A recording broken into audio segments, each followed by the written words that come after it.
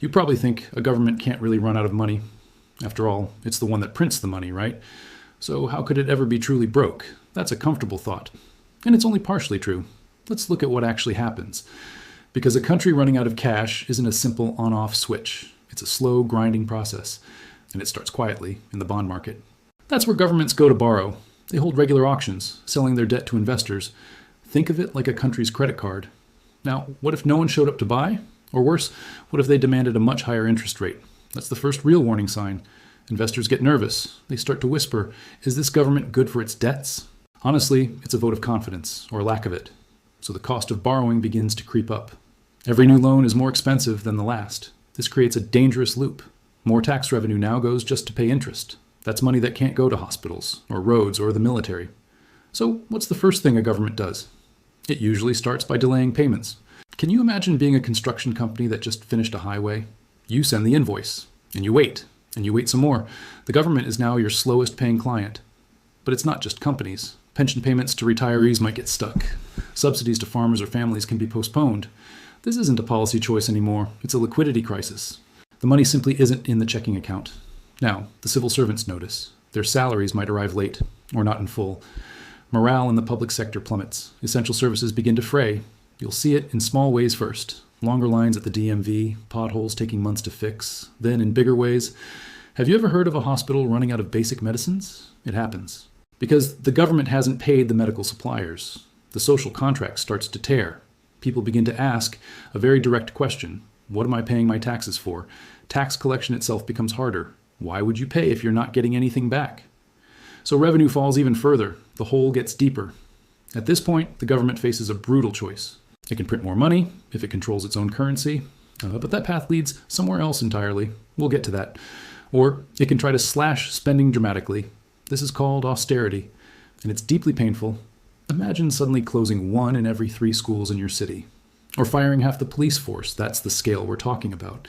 But here's the thing. Even these drastic cuts often aren't enough, because the debt by now is a mountain, and the interest alone is a crushing weight. So the government goes back to the bond market, hat in hand. It has to borrow just to pay the interest on what it already owes. That's like taking out a new credit card to pay the minimum on the old one. You know that's a trap. And the investors know it too. Their demands get even steeper. The interest rates become punishing. This is the point of no return. The country is now in a debt spiral. It's borrowing to stay still and sinking with every loan. Now, let's talk about what happens if it can't print its own currency. That's the case for many countries. They borrow in dollars or euros, a currency they don't control. This is far more dangerous. When they run out of their own reserves of foreign cash, the game changes. International lenders simply walk away. The government defaults. That's not just a fancy financial term. It means the country formally says, we can't pay you back. The immediate shock is global. The country's currency collapses in value. Overnight. Imagine your life savings losing half their worth before breakfast. That's hyperinflation knocking at the door. But let's pause on that word. Default. What does it actually look like on the ground? First, the country is frozen out of international markets. No one will lend to it for years, maybe a decade. Imports vanish. Why? Because no foreign company will accept the nearly worthless local currency, and the government has no dollars or euros to pay. So what stops coming in? Well, everything. Medicine, spare parts for power plants, fertilizer for crops, even food.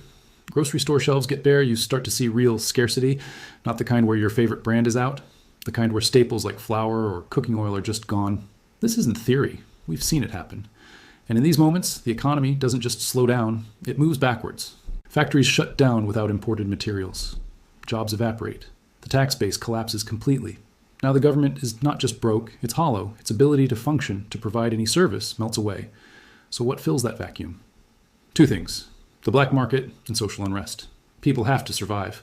They turn to barter or to unofficial currencies, often US dollars, but most people don't have those. So inequality explodes. The few with foreign cash become the new elite. The majority are left with nothing but crumbling paper. The streets get loud. Protests turn into riots. The political situation becomes volatile. Governments often fall. But here's a difficult question. What happens to the people who actually held all that government debt?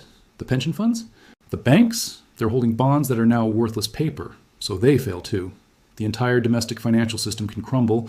Your bank account might be frozen or wiped out. It's a complete reset. But what about the other path? The one where the government can print its own money? That path seems like an escape hatch, and in the short term it is. The government orders the central bank to create new money. They use it to pay soldiers, employees, and suppliers. The immediate crisis is postponed, but they're not creating wealth. They're just creating more currency, and when you flood a market with more of anything, its value drops. So inflation begins, not the gentle kind. We're talking about prices rising every week, then every day. At first, people don't panic. They might even feel richer as their salaries get topped up. But soon they notice the price of bread is up, then fuel, then everything. Wage increases can't keep up, savings start to evaporate, because the money in your bank account buys less every single morning. This is the insidious part. It's a silent tax on everyone who holds the currency, and it's brutally effective at destroying wealth. Now, people's behavior changes. They stop saving. Why would you save something that's melting? They rush to spend their paychecks the instant they arrive, to buy anything real, food, durable goods, even foreign currency. This spending frenzy pushes prices even higher. It's a feedback loop.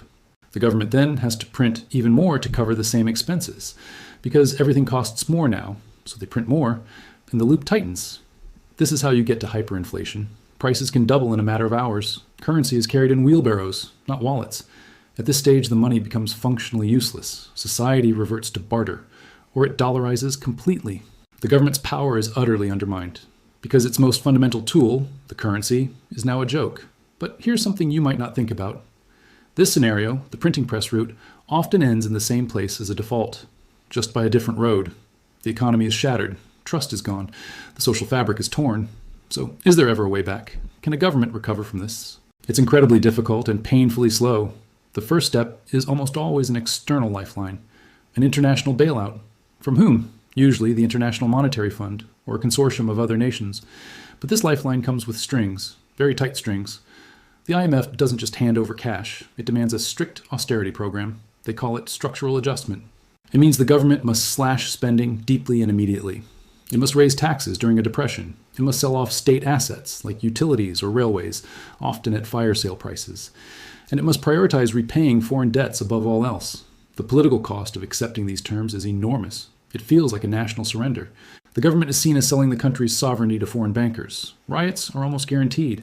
Governments that sign these deals often don't survive the next election. But sometimes there's no other option. It's a desperate bargain for a chance to restart, to get back into the global financial system, to be able to import medicine again. The process is a long, grinding decade of poverty and patience. Living standards can fall back to where they were 30 years prior. A whole generation's progress wiped out. So let's step back for a second. Why do governments even get to this brink? It's rarely one big mistake. It's a slow creep of promises exceeding means. Politicians find it easy to borrow from the future to pay for today. And for a long time, the future seems willing to lend. But the future always arrives, and the bill comes due. The real trigger is often a shock, a global recession, a collapse in the price of a key export like oil or minerals, a natural disaster, or simply a loss of faith. Because modern government finance runs on confidence. It's a fragile thing. Once it's broken, the slide is so hard to stop. So, is there a warning system? Are there red flags? Absolutely. Look at a country's debt to GDP ratio. That's the total debt compared to the size of its entire economy. When that number climbs past a certain point, investors get nervous. Another sign is a weakening currency, steadily losing value for years.